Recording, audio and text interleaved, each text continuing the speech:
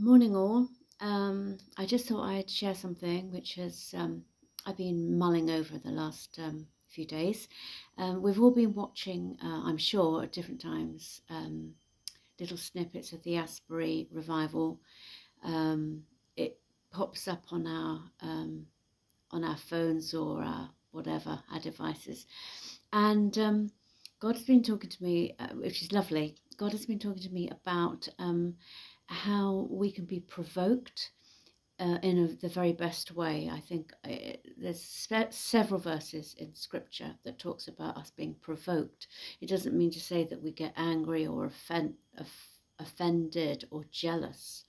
It means we get provoked to acts of God and kingdom acts. So, for instance, just locally, I think last Thursday, when I was just meeting with some friends from Bristol, there was that sense of things that I'd even seen just snippets of that provoked just the glory of the kingdom among us.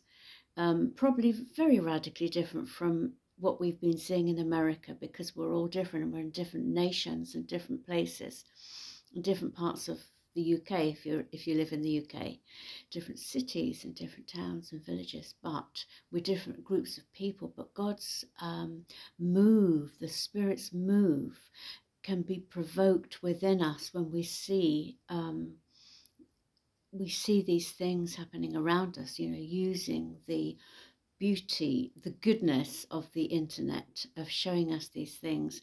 So, and also just provoked me to call out what God is actually doing amongst us. And I'm only talking for myself in the city of Bristol and the wider area, National Heart of Worship people, when we gather together, and many others of us who are worshipping together and meeting together, and indeed in loads of parts of the city there is incredible things happening. And it's provoked me, sometimes watching from America has provoked me to call what is happening amongst us what it really is. Many healings, an increase of healings, revival of people's hearts and spirits, deliverances galore, many worship, deep worship times, a growing body of people, not necessarily all in one place like we're seeing in America, but spreading all across the country and different nations, just joining together, and indeed churches joining together.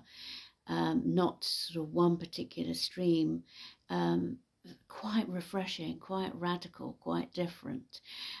So I'm just encouraging us as worshippers, those who love to worship, and those of us who've been watching the worship going on in America, to be provoked. It might be Hebrews 4 or 5, I can't remember it, but there's many other places where that word is used throughout Scripture, Old Testament and New Testament. Look it up.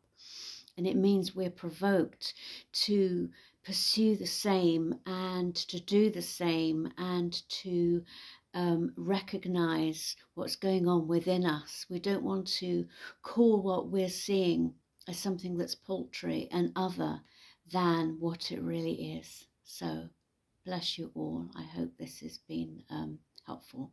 It has to me. God bless you. Bye.